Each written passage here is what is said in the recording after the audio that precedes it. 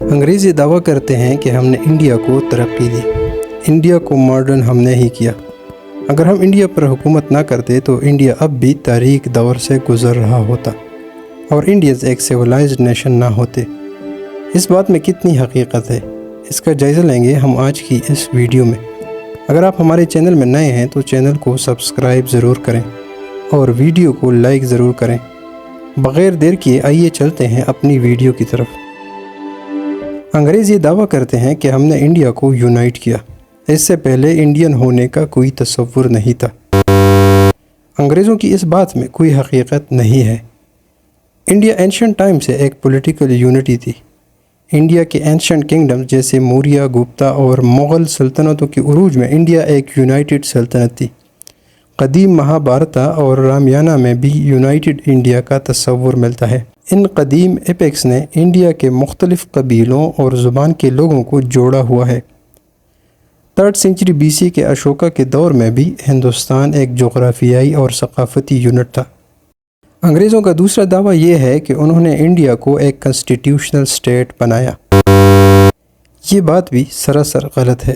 اگر انڈیا کو اپنی جگہ پہ چھوڑا جاتا تو ممکن تھا کہ یہ مغل امپائر کے بعد ایک کنسٹیٹیوشنل اسٹیٹ بن جاتا، بالکل اسی طرح جس طرح انگلینڈ گلوریس ریولوشن کے بعد بادشاہت سے ایک کنسٹیٹیوشنل اسٹیٹ بن گیا، جہاں پر ہاؤس آف کامنز یعنی پارلیمنٹ کنگ سے زیادہ پاورفل ہوتا تھا۔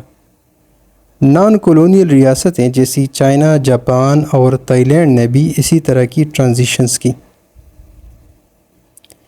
انگریز یہ دعویٰ بھی کرتے ہیں کہ انہوں نے انڈیا کو جمہوریت کا تحفہ دیا۔ آئیے اس بات کی حقیقت کو بھی سمجھنے کی کوشش کرتے ہیں۔ انگریزوں نے انڈیا میں ڈیوائڈ اینڈ رول کے ذریعے حکومت کی۔ انہوں نے صرف انہی پرنسز کو حکومت دی جو ان کو زیادہ پیسے دیتے تھے۔ مختلف پرنسز کو ایک دوسرے کے خلاف ابھارا گیا۔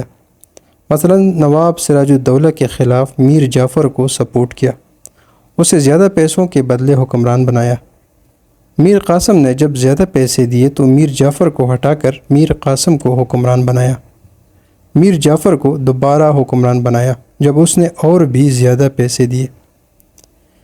انگریزوں نے ہمیشہ نااہل پرنسز کو سپورٹ کیا جن کو عام لوگوں کی کوئی فکر نہیں ہوتی تھی۔ دوسری بات یہ کہ انڈیا میں ایک پاورفل ولیج سسٹم ہوتا تھا۔ برٹش نے اس ولیج سسٹم کو ختم کیا اور اپنی طرز کا سسٹم متعارف کیا۔ مختلف گاؤں میں برٹش کے اعلی کار ہوتے تھے جن کو انہوں نے مختلف قسم کے ٹائٹلز دیے تھے۔ کسی کو سر کہتے تھے، کسی کو خان بہادر کہا جاتا تھا۔ برٹش کونسل میں صرف وہی انڈین ہوتے تھے جو انگریزوں کے اشاروں پر چلتے تھے، اور کسی اہم فیصلہ میں شامل بھی نہ کرتے تب بھی ان کو کوئی فرق نہیں پڑتا تھا۔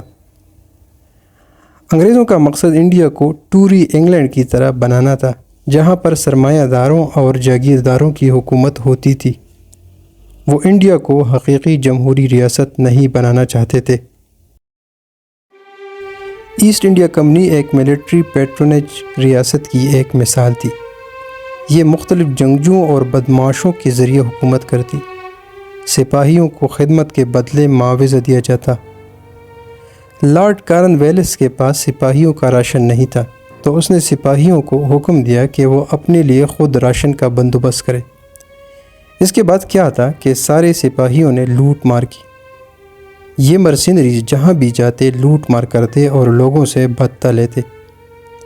ایسٹ انڈیا کمپنی کے سارے آفیسرز سیاسی نابلد تھے اور برٹش ٹروپس زیادہ تر کریمنلز پر مشتمل تھی جن کو جیلوں سے کمپنی میں بھرتی کیا گیا تھا۔ انڈیا میں لوٹ مار کر کے وہ عیاشی کیا کرتے تھے۔ مثلا رابرٹ کلائیو کو نواب جنرل کہا جاتا تھا۔ اس پر پارلیمنٹ ہیئرنگ کے دوران 500 ملین پاؤنڈ کا اثاثہ ثابت ہوا، جس سے غمزدہ ہو کر اس نے خودکشی کی۔ دوسرے برٹش آفیسرز بھی کرپشن میں ملوث تھے۔ لارڈ کرزن نے کورونیشن کے دوران ایک دربار سجایا تھا جس میں انڈیا کے ہر کونا سے پرنسز کو مدعو کیا گیا تھا۔ یہ عالی شان مجمع اس وقت ہوا تھا جب انڈیا ایک شدید قحط سے گزر رہا تھا۔ برٹش راج کے دوران تمام پرنسز انگریزوں کی سرپرستی میں تھے۔ 1-2 کے علاوہ تمام نااہل تھے جنہیں اپنے لوگوں کی کوئی فکر نہیں ہوتی تھی۔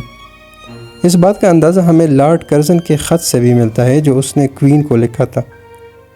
کرزن اپنے لائے ہوئے تمام پرنسز کی شکایت کر رہا تھا، کسی کو شرابی کہتا تھا تو کسی کو آدھا پاگل، اور یہ ان لوگوں کے بارے میں الفاظ ہیں جن سے وہ انڈیا جیسے بڑے ملک کو چلا رہے تھے۔ تو ثابت ہوا کہ برٹش راج کا مقصد کوئی خیر خواہی نہیں تھی، بلکہ ان کا ایک ہی مقصد تھا، اور وہ تھا انڈیا کو لوٹنا۔